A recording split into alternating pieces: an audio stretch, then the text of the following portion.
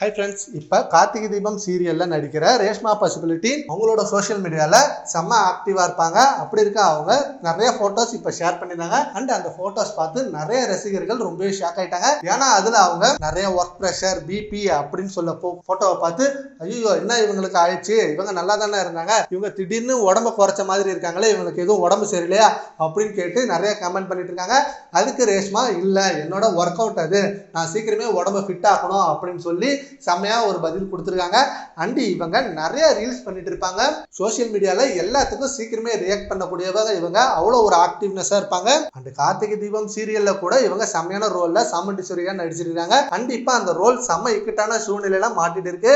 And இவங்க இந்த serial மட்டும் இல்ல, பாக்கியலட்சுமி சீரியல்லே நடிச்சு மிகப்பெரிய பேர் எடுத்தவங்க. ஒரு சீரியலா இருக்கட்டும் அண்ட் படமா இருக்கட்டும், இவங்களுக்குன்னு ஒரு தனி இடத்தை பிடிக்கக்கூடிய அவ்வளோ டேலண்டட் இருக்கு. அண்ட் ஆல்ரெடி ஒரு படத்துல கமிட் ஆனாங்க.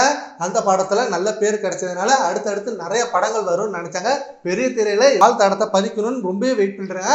பட் நிறைய படத்துல நல்ல கதை அம்சமா அமையல. அண்ட் இவங்களோட கேரக்டர் ரொம்ப முக்கியத்துவமா இல்லாததுனால பெரிய திரையில இன்னும் நல்ல படத்தை சூஸ் பண்ணல. அது வரைக்கும் சின்ன திரையில அவங்களோட டேலண்டட காமிச்சிருக்காங்க. கண்டிப்பா கூடிய சீக்கிரமே பெரிய திரையில மிகப்பெரிய ஒரு ரோல்ல நடிச்சு கண்டிப்பா நிறைய அவார்டு வாங்குவாங்க அப்படின்னு இவங்க ஃபேன்ஸ் செம்ம சப்போர்ட் பண்ணிட்டு இருக்காங்க.